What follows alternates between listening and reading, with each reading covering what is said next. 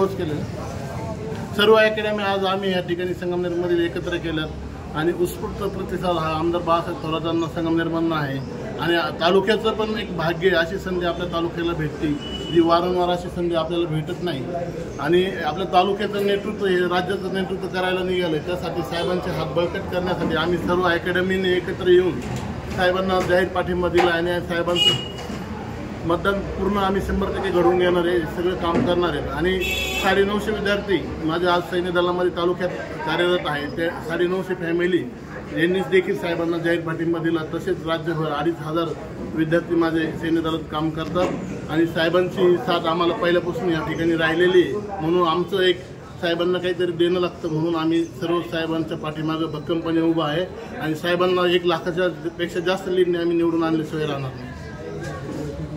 आपल्याला परत कधीच येणार नाही साहेब, डायरेक्ट आपण एक आमदाराला मतदान नाही करणार, आपण एक मुख्यमंत्र्याला मतदान करणार आहे, बरोबर ना? सगळ्यांनी काळजी घ्यायची, आपले पाहुणे नातेवाईक आणि सगळ्यांना एकत्र करून 12 वाजायच्या आत आपल्याला सगळ्यांना मतदान करायचे आणि त्यासाठी आपण सगळे प्रयत्नशील राहणार आहेत। आणि अशी संधी परत तालुक्याला येणार नाही। साहेबांसारखं नेता होईल का परत कोणी एवढ्या वंचित होईल का? मग आपण सगळ्यांनी आता मतभेद सगळ्यांनी बाजूला ठेवून आपले जे रुसलेले कडेला आहे त्यांना सगळ्यांना इकडे आणायचं आणि सांगायचं ही संधी परत आपल्याला नाही, आयुष्यामध्ये अशी संधी एकदाच येत असते आणि आपल्याला संधीचं सोनं करायचं। आपले साहेब मुख्यमंत्री झाले म्हणजे आपल्या सगळ्या संघटनेची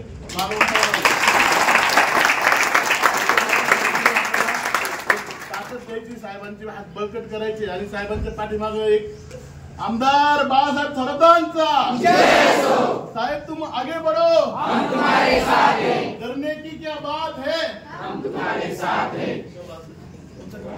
निपक्ष, रोखठोक तसेच सामाजिक, आर्थिक, राजकीय, शैक्षणिक, धार्मिक ह्या रोखठोक बातम्यांचा आढावा घेण्यासाठी आपल्या MH ऑनलाईनला नक्की सबस्क्राईब करा। धन्यवाद।